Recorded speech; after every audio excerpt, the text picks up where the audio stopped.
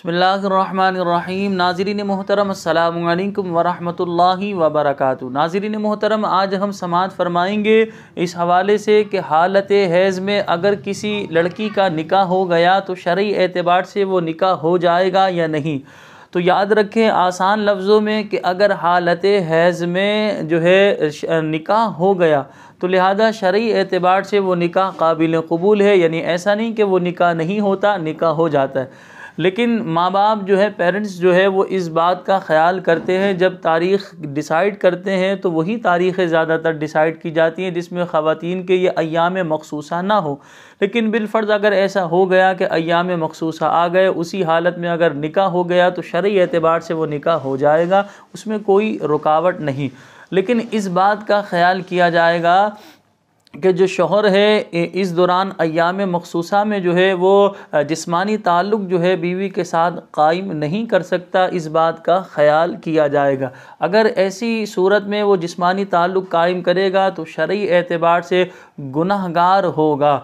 लेकिन बाज़ लोग ये समझते हैं कि फ़र्स्ट नाइट ही ये मामला, इन जिस्मानी ताल्लुक़ कायम करना ही ज़रूरी है। ऐसा नहीं है, पूरी ज़िंदगी में एक मरतबा ये जिस्मानी ताल्लुक़ का कायम करना ये शौहर पर वाजिब है। तो लिहाजा इसके अलावा जब अपनी सहूलत आसानी के बाद जिस्मानी ताल्लुक़ कायम करना चाहें तो कर सकते हैं, लेकिन ज़िंदगी में एक बार कायम करना ये वाजिब है। तो लिहाजा अगर हालत हैज़ में किसी लड़की का निकाह हुआ तो शरई एतबार से वो निकाह हो जाएगा, यानी कि ऐसा नहीं कि वो निकाह नहीं होता या कोई प्रॉब्लम हो, इस तरह का कोई मसला नहीं होगा। शरई एतबार से वो निकाह काबिल क़बूल है।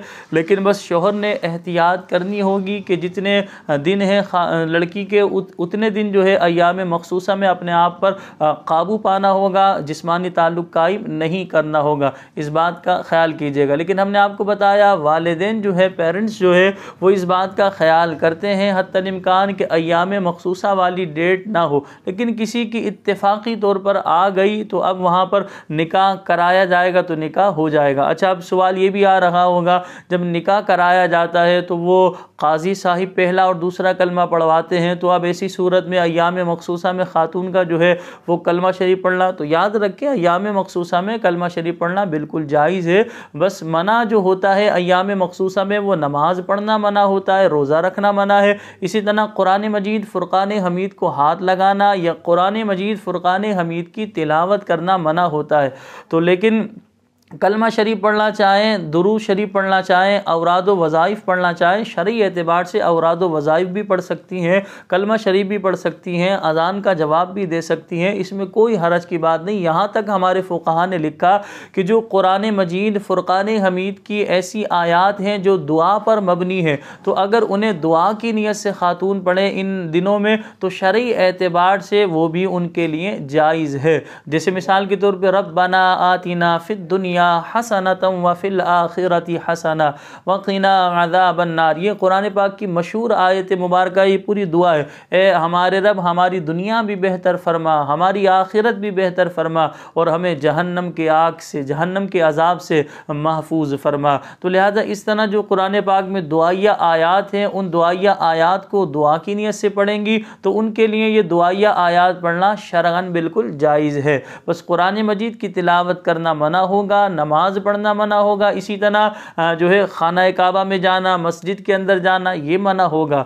तो लिहाजा कुरान मजीद फ़ुरक़ान हमीद की दुआया जो आयात हैं उन्हें पढ़ेंगी तो शरई एतबार से दुआया आयात पढ़ सकती हैं। तो आसान लफ्ज़ों में आप मसले को बिल्कुल समझ गए होंगे कि अगर हालत हैज़ में किसी खातून का निकाह कराया गया तो शरई एतबार से वो निकाह हो जाएगा। लेकिन हालत हैज़ में शौहर ने अपने आप पर काबू रखना होगा कि ऐसी सूरत में जिस्मानी ताल्लुक़ कायम करेगा तो शरई एतबार से वो गुनाहगार होगा। अच्छा, यहाँ ये भी याद रखना कि अगर जिस्मानी ताल्लुक़ ऐसी सूरत में कर लिया यानी अय्याम मख़सूसा में तो शरई एतबार से निकाह नहीं टूटेगा, ये याद रखिएगा, निकाह नहीं टूटेगा।